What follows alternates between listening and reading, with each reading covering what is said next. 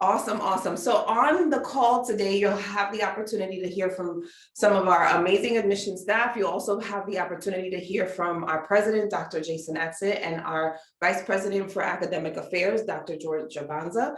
And they're going to be giving us the ins and outs of this program and how you can get involved. I'm pretty sure y'all are wondering, like, $6,500 in tuition. This sounds too good to be true, ma'am. But I promise you that is the truth, and we're gonna get into that here in a little bit. So if you've never heard of us before, we are Mount St. Mary College. We're located in Newburgh, New York. In a little bit, you'll be able to see what our campus looks like. I promise you it's not a resort town. It is most definitely our campus. It is stunning. But before we get there, I would like to give Dr. Atzit the opportunity to welcome you this morning.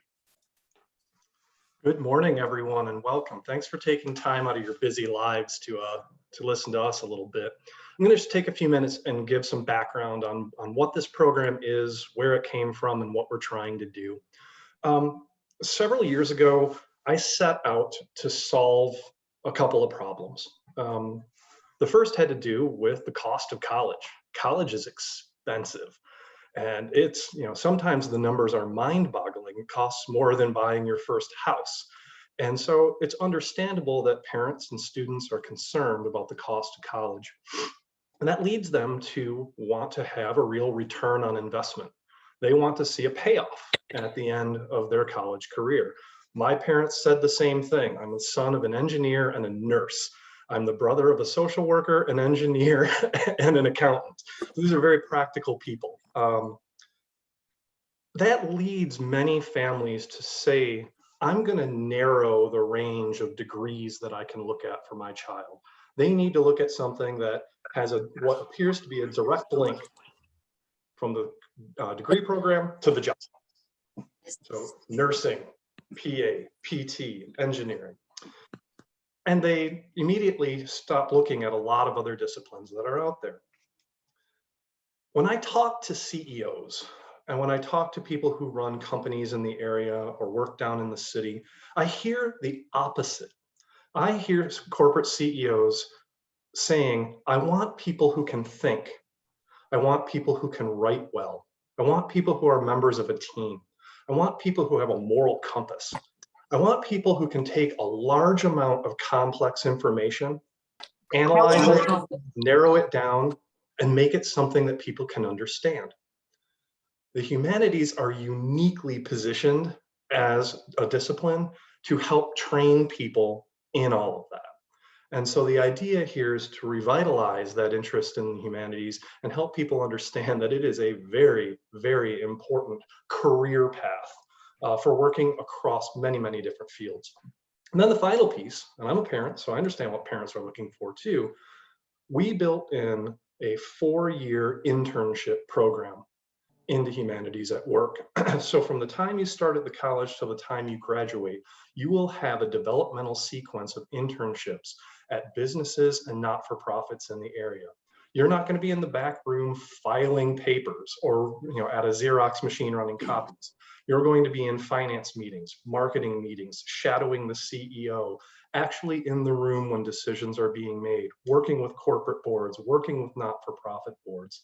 That's going to create an amazing amount of not just work experience for you, but also a network of individuals that you'll be able to lean on when you complete your undergraduate degree and you're out there looking to go to graduate school, looking to get your first job. You're going to have all of those people behind you to help serve as references, to help serve as mentors and coaches to you. So this idea is you'll be able to build a very, very powerful network that you carry with you going into the future. So trying to look at the college affordability issue, trying to get people to understand that the humanities are an incredibly powerful pathway to work, and also getting you that real hands-on, real-world work experience and a network of people that you can carry forward. That's the philosophy behind this very exciting and very new program. And it's all very real. There's no smoke and mirrors with this. It's a 4-year tuition lock. It's a 4-year graduation guarantee. I'm making sure to mind your money. So with that, I'll turn it back to Susanna. Thanks, everybody. Thank you, Dr. Atzit. So let's get into it. Let's get into who we are and where we're at. So Mount St. Mary College, we're located in Newburgh, New York. So if you're from the city, from the area, this is our campus. So you're not too far, but you are also kind of in your own little retreat when you come over to our campus.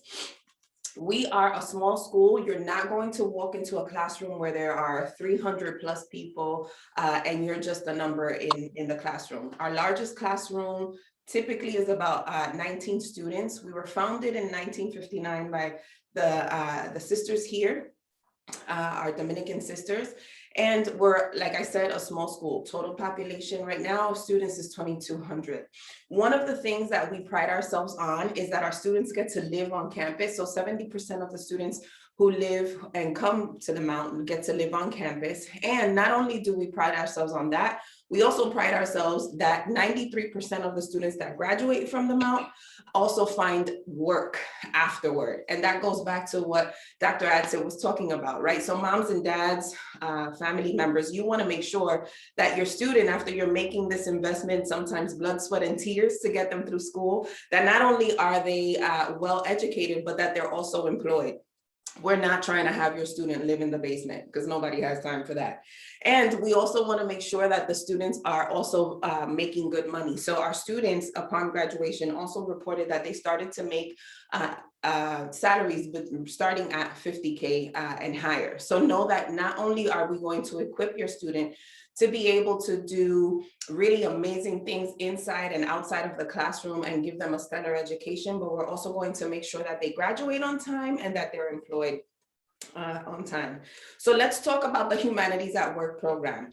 For us, this is a brand new program that is coming to our school. As Dr. Adsit said, is very focused on the skills that employers are looking for. It's customizable and flexible. So if you're here for the opportunity to be able to kind of build your own degree, man, I wish I had the opportunity to do that when I was in school. This is the program for you. As he mentioned, it's going to incorporate some hands-on internships where you're going to really start to build a network of people who are going to champion you through and get you to where you want to be. And the most unique part about it is its pricing structure.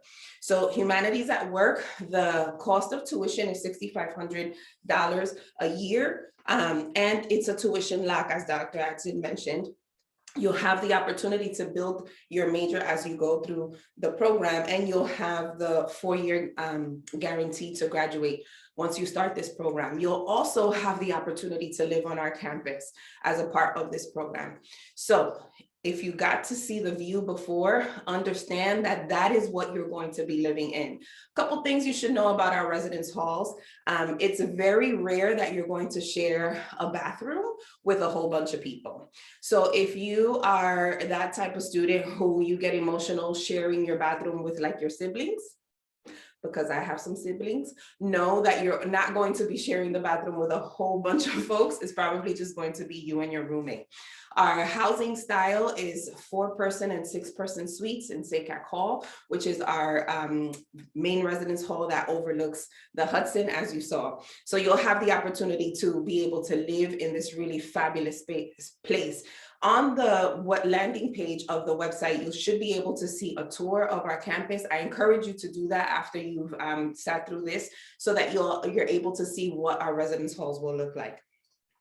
So I'm going to turn it over now to Dr. George Abanza, who is our Vice President of Academic Affairs, and he's going to be able to share with you guys just what this program looks like, what you can expect, some of the courses that you'll be taking, and then we'll get into how to apply and all the other goods after this. Dr. Abanza.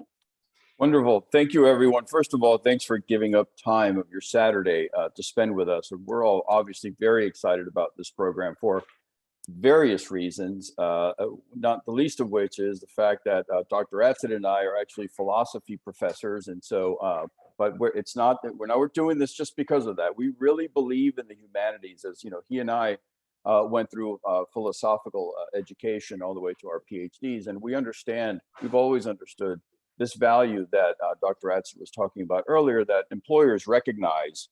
And so for us, you know, it's a commitment to that understanding and appreciation that the humanities actually help provide all of the skills that employers are looking for.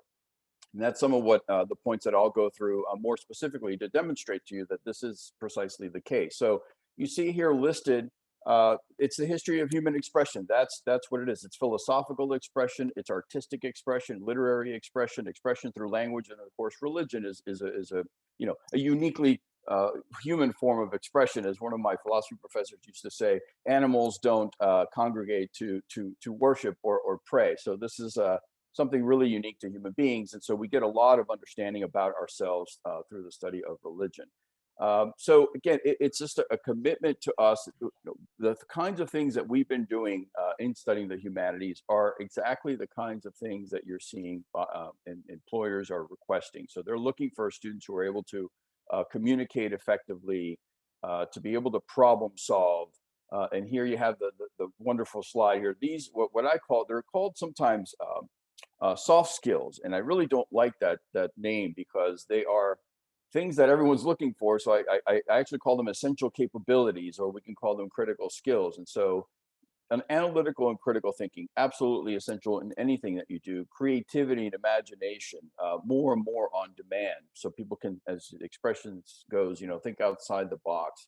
Collaborative problem solving, absolutely essential. We are not siloed in solving problems as individuals, and so we have to collaborate with each other. We have to go through difficult problem solving situations with one another, and that's not something we do automatically. We need to learn the skills to be able to do that. Effective communication, essential for that problem solving, and to be able to communicate our ideas clearly and eloquently to our audiences. And those audiences may vary as well. So that's the other part of where imagination and creativity come into the fold. All of these fold into one another.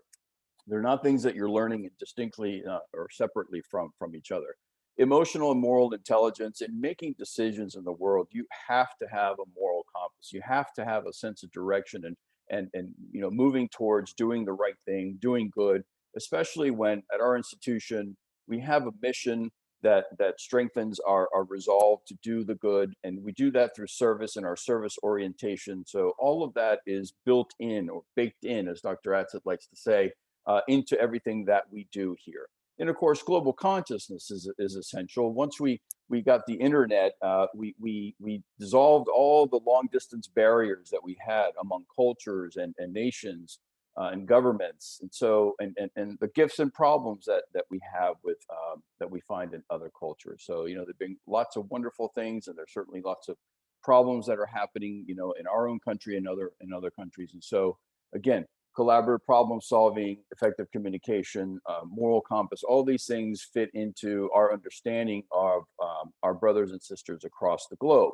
And so global consciousness, we thought, is absolutely essential. What you're seeing here, well, here, let me just share with you too. So this is a wonderful, and obviously I think all of you know Steve Jobs. And just to point to this idea that people tend to think that professional programs or studying technology alone is what it's about. And he makes clear that it's not just technology, it's a liberal arts. And of course, liberal arts is what the humanities are all about.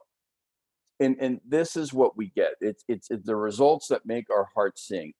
This is what it's about. It's not just about the technology itself. It's how does the technology help humanity? How is technology developed in the service of human goals and human aspirations and solving human problems? And so again, you keep hearing me say human. This is what the humanities are all about.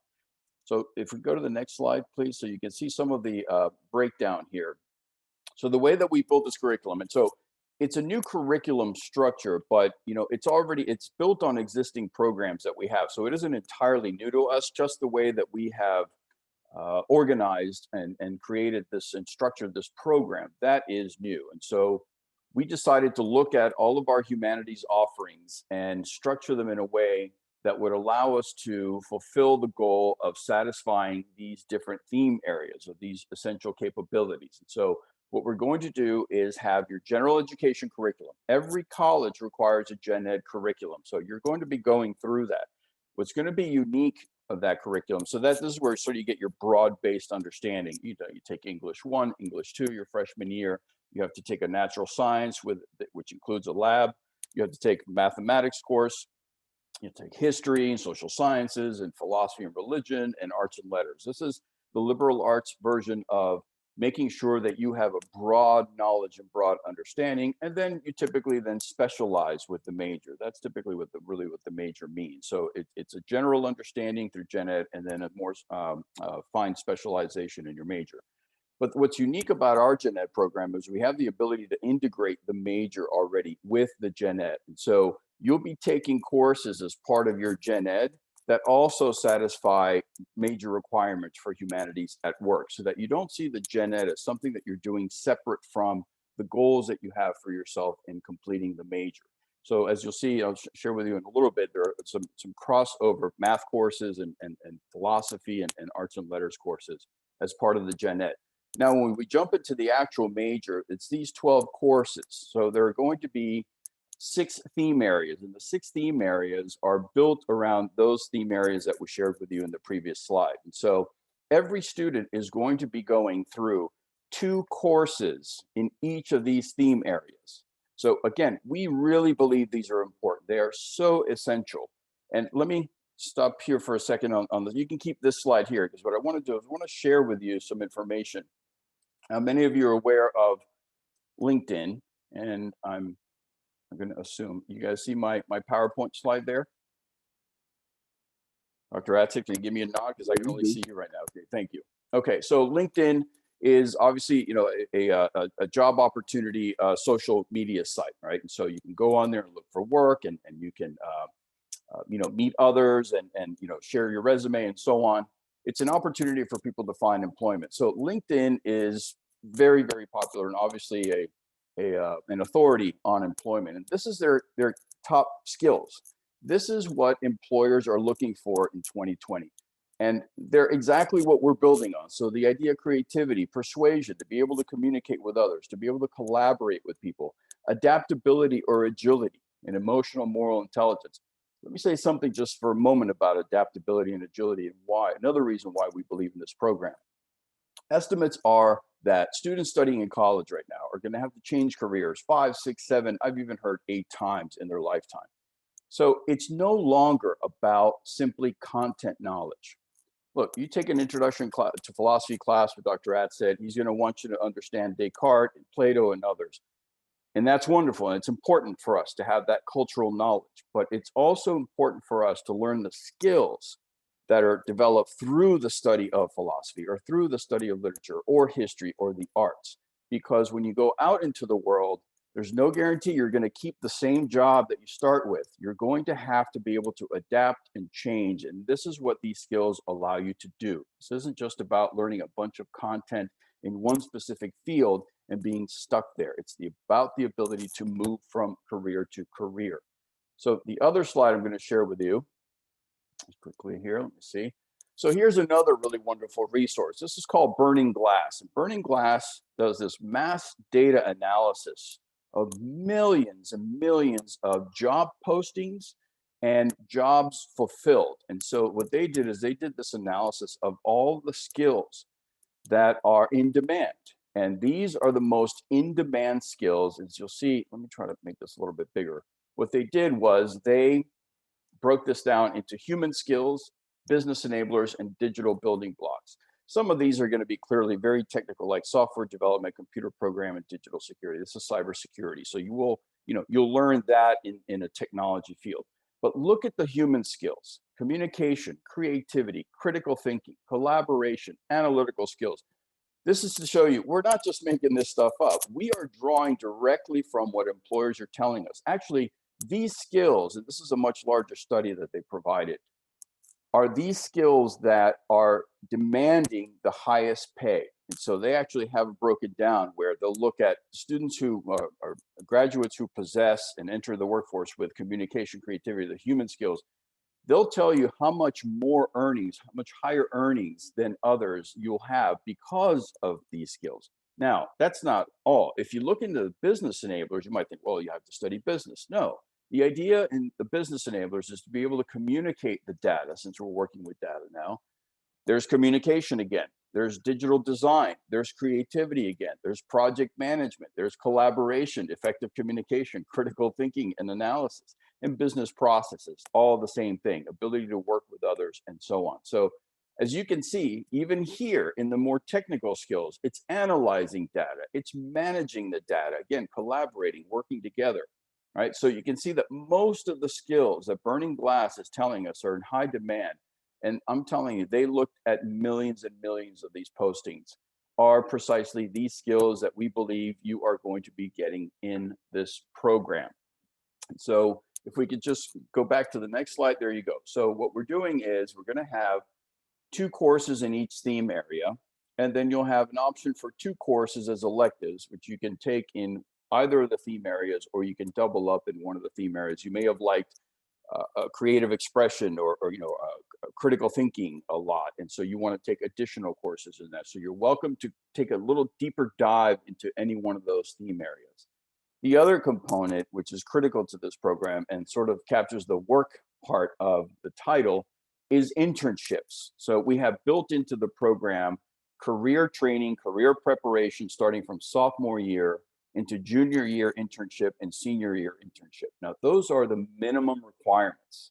You probably will end up doing more internship work than that, but we make sure that in the program, it has built in those requirements. Minimally, you have to go through career preparation and 2 separate internships.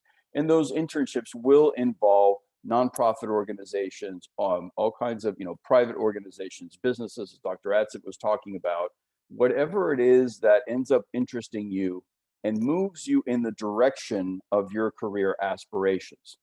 Before we talk about final project, so another important point, and Susanna mentioned this, and so it's choice.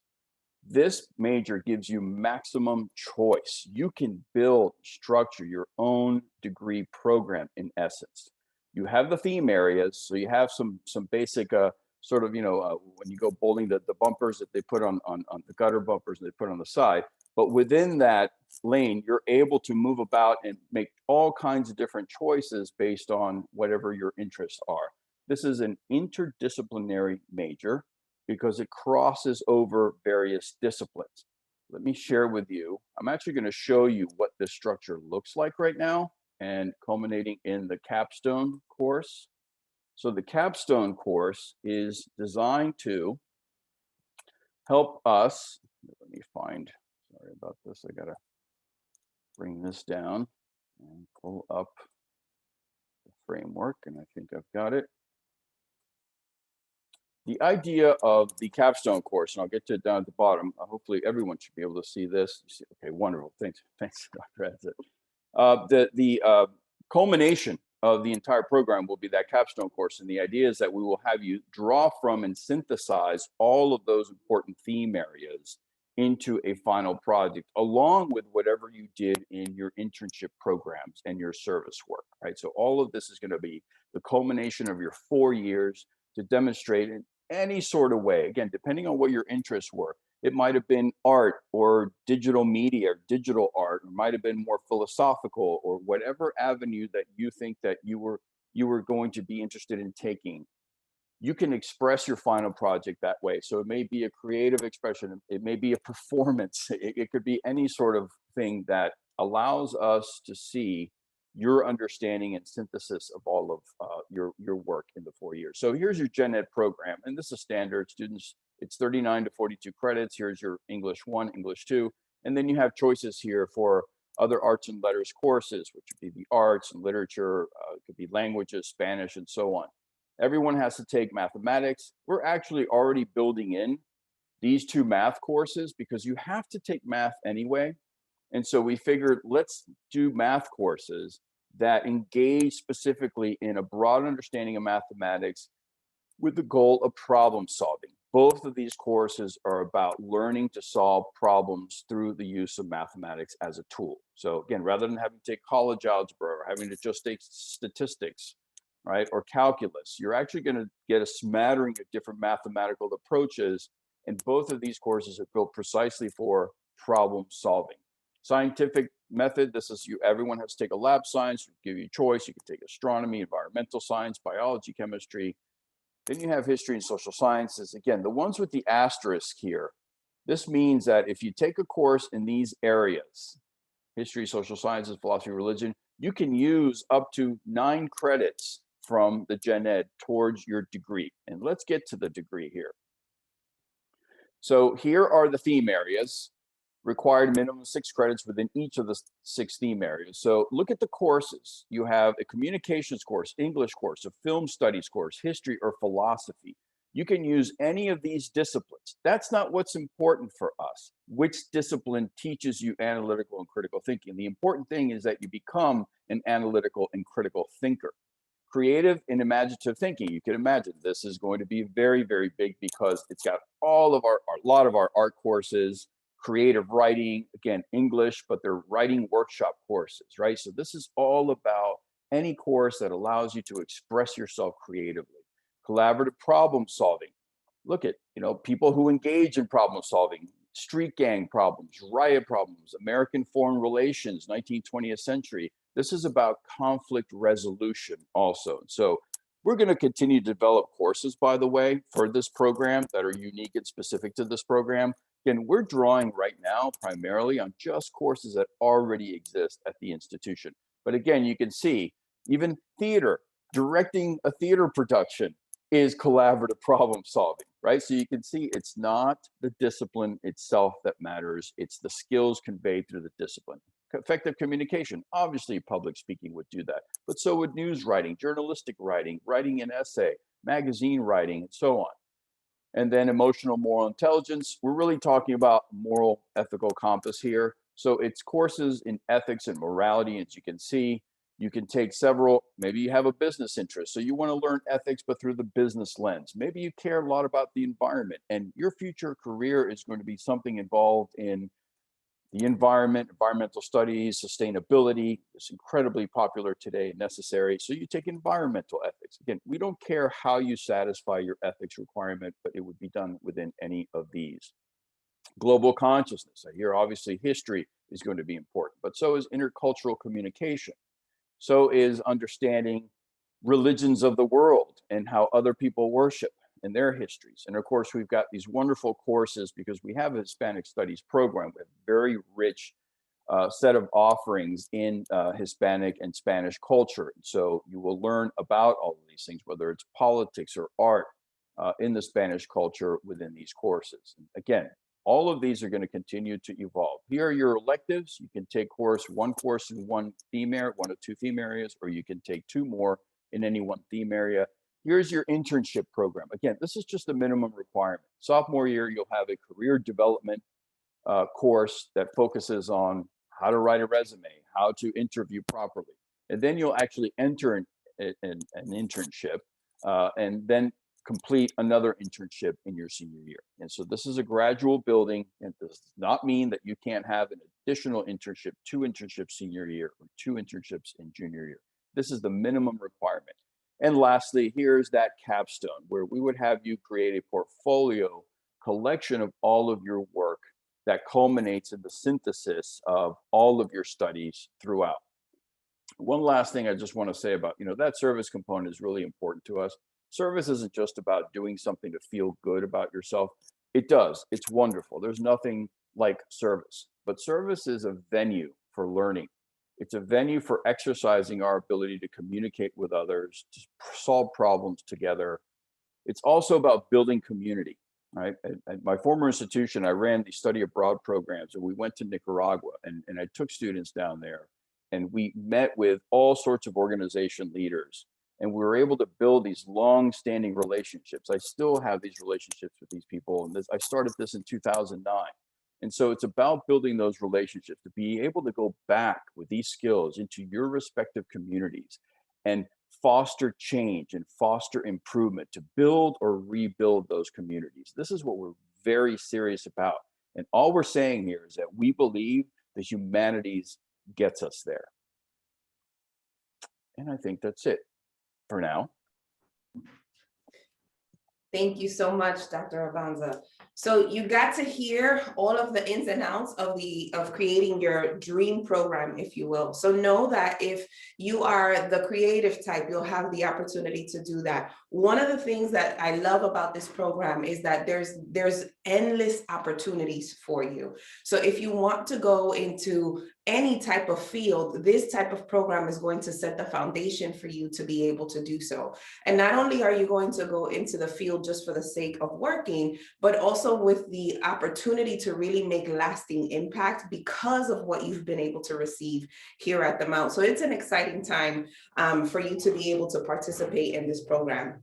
So let's do a quick tuition comparison, because I'm sure there are some of you that will have questions. So I want to make sure that we can get to answer those.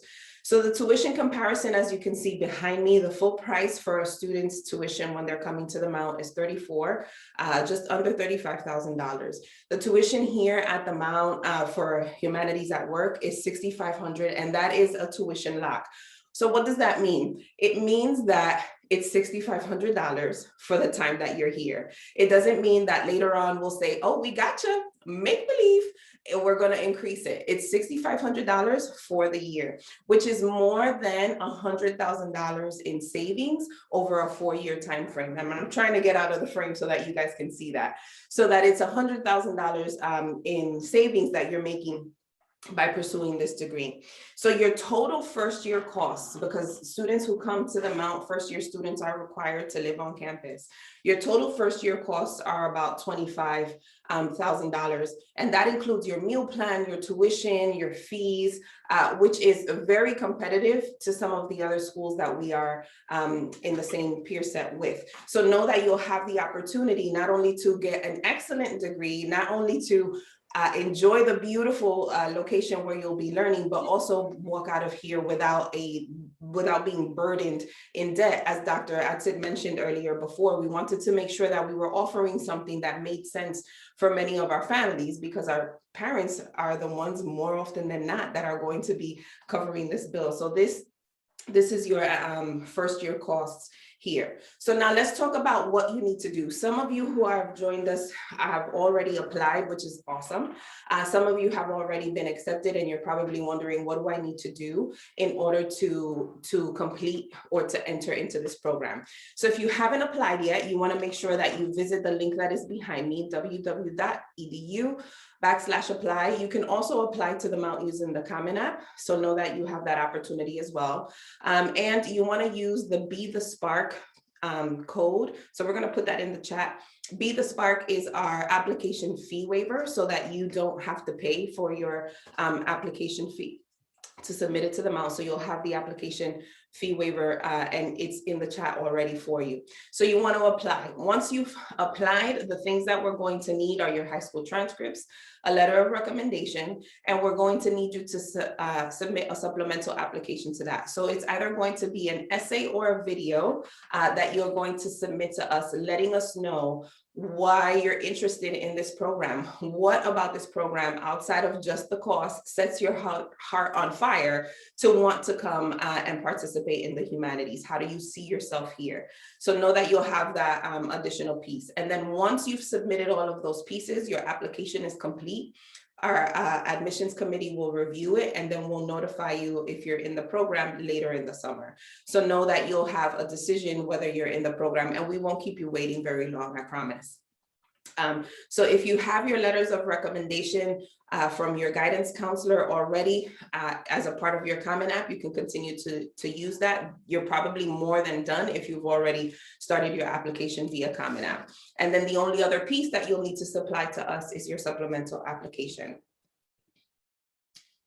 Okay, so any questions for us, for Dr. Atsid, for Dr. Abanza, from our students who are watching, or from our families who are watching? You can either put them in the chat, or you can unmute yourself and ask.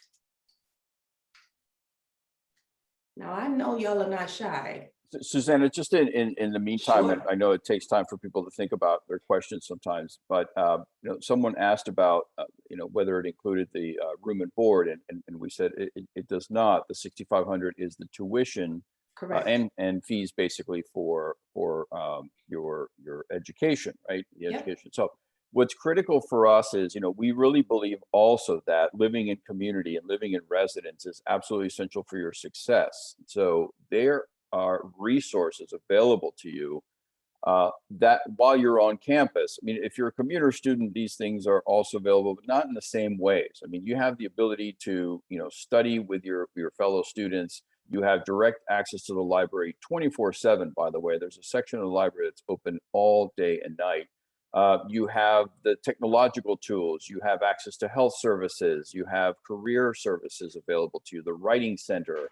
So all of these resources that really afford us a greater chance of success are right there on this campus. Not to mention the campus is absolutely gorgeous and you'll love living here. It's also, close enough to home where you can actually have this experience of going away to college and have your own sort of separate life in that way, but be able to, return home whenever necessary. But we also, it's a whole package deal. We really believe that being on the campus and being in residence is a special opportunity for you to be able to really focus on your studies and have very quick, easy access to all of the resources you need. I just wanted to add that. Plus, we're going to build a really nerdy co-curricular program for everyone here. We're going to have speakers brought to campus. We're going to be collaborating with other institutions down in the city. We're going to be going to conferences and learning about some of the latest ideas in these fields from some of the best minds in the business. So we're really going to immerse ourselves in this nerdy humanities stuff while we're here. And that includes me right along with you. And the benefit that you guys have is that you'll have Dr. Adsit and you'll have Dr. Abanza, who will be in the classroom with you, kind of championing you on, right, coaching you through this process. So it's not that these are two very high up folks that are going to be really distant that you won't be able to connect with. You'll have the opportunity to spend some really one-on-one time with them, being able to learn from them. I'm going to put behind me the first year cost, the total costs, just so like that everybody can see. So this is your first year total cost, including tuition, the $6,500 that we mentioned, including room and board, which would be your meal plan. So if you love to eat, let me use your reactions and clap for me real quick. If you are a person who enjoys to have a good meal or 40, I mean, you have that option. So, all right, somebody gave me a heart. Yes, that is someone after my own heart. Yes. So the reason that I bring up the food is because in some instances, you'll be at places where you can only have a certain amount of swipes, if you will, or a certain amount of time that you can access our dining hall. Our dining hall will be open for you pretty much all the time. And we have a variety of eateries on campus. So I know Dr. Abanza is a huge fan of our turkey burgers, not because we work here, but they're actually pretty good. But you'll have the opportunity to enjoy that as well. If you want to have dinner, if you want to have dinner, right? Like if you need a snack before lunch, like after lunch or before dinner, you'll have those opportunities through our meal plan. And it's the ultimate meal plan.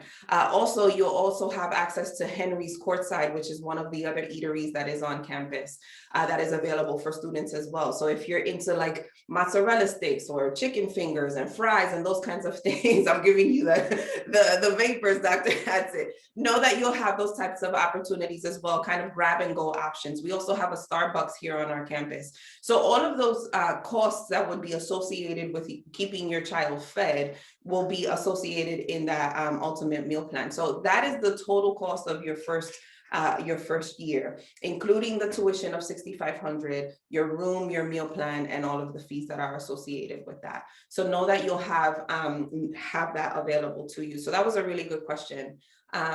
Any other questions that are available that anyone might have? Things that you should be doing right now, of course, you should be filling out your application. If you've already been accepted to the college, you want to make sure that you connect with your admissions counselor so that they can be able to tell you what the next steps are in order for you to submit your supplemental application. You also want to make sure that you file your FAFSA. So if you've been accepted already or you're in the process of applying, you want to make sure that you submit your FAFSA to us. Parents, even if you think you're not going to get anything, I would encourage you to submit your FAFSA as well, just because that helps us to prepare your financial aid overview in a very realistic way so that you know what the bottom line is in order for you to start in this program. We are rolling admission. So you've heard of early action, you've heard of early decision. We are rolling admission, which means that you can apply right now for this program and still start the program in the fall. There are no deadlines for our program. I'm trying to talk to y'all and also keep an eye on the chat. Is there a way to see the list of courses that are in the program? Dr. Abanza. Yeah, so Johanna and Caitlin, I was going to respond to that. So the list is basically completed. We're in the process of putting final touches on the learning outcome. So I can share it with you, but we would ask that you not share it or make it public, just because we need to go through our processes in-house at that point. But I can, sure, I believe admissions has a copy of the courses. So I'm happy if you would want to share that with anyone who requests it specifically. There was another. I'm sorry. Go ahead. No, go ahead. There was a question about sorry, the merit scholarships, and I think it's important to sort of emphasize that well, we sort of see this as a kind of scholarship because of the tuition, but that does not preclude you from seeking Pell federal aid or TAP if you're a New York resident. So you have opportunities for financial aid, so you can bring this cost down. I'm sure Susanna was maybe going to add a little bit. Yeah, that's why I was mentioning you want to make sure that you submit your FAFSA application to us, because while the merit scholarships are not a part of this program, if you qualify for Pell and if you qualify for Pell and TAP as a New York State resident, we'll be able to award that to you. So this is why I said, even if you don't think you're going to qualify for anything, you want to make sure that you submit your FAFSA application over to us. And just to stress again, Dr. Atzett responded, Chelsea and everyone, this is a locked tuition for the 4 years. So it's going to be this number that's behind me in year 1, in year 2, in year 3, and year 4. You are not going to find that in any other institution. I mean, there's always built into budgets and finance of institutions, incremental increases yearly. Layla asked, my son already applied, but I don't remember seeing that. So Layla, if you want, you can email me. We'll put my email in the chat as well. If you can tell me the name of your son, we'll update his application so that he can participate in the Humanities at Work program. And we'll also be able to send him the supplemental application. I can't wait to see some of the videos and read some of the essays that students will have regarding this program, because I feel like there's a really creative bunch in this group, and I can't wait to see how you guys bring that to speed. Any other questions for us? We want to be super mindful of time. We know that it's a Saturday and that you probably want to enjoy the beautiful weather that we are having. So we want to be mindful of that as well. So any last minute questions? All right, the last person that I'm going to introduce here is Kayla Seno. She is one of our admissions counselors here at the Mount, and she is a byproduct of this place. Kayla graduated from the Mount. She works here at the Mount. She can tell you ins and outs. She's also the star that you see that is giving you the live tour. If you're looking on our website of our campus, she is going to be the one that's going to be walking you through that tour. So Kayla, good morning. Thank you for joining us today. Yes, good morning. Thank you so much, everybody, for coming. We're so excited to connect with all of you about this awesome program. So any questions at all, don't hesitate to just shoot an email over to admissions. Yeah, so our email is in the chat, my email and our general admissions email, so that you can ask any questions even after you've logged off. You're like, oh, I don't remember. What was it? I need to connect with somebody. Know that you have that opportunity to do that as well. Thank you, Donna. I'll take a look at that. All righty, any last minute questions? Everybody's doing good? Awesome, awesome. Dr. Abanza also put his contact information in the chat available for everyone as well. So thank you so much for participating with us this morning. We cannot wait to read your applications. Have a great weekend, and thank you so much. Thanks, everyone. Thank you for your time.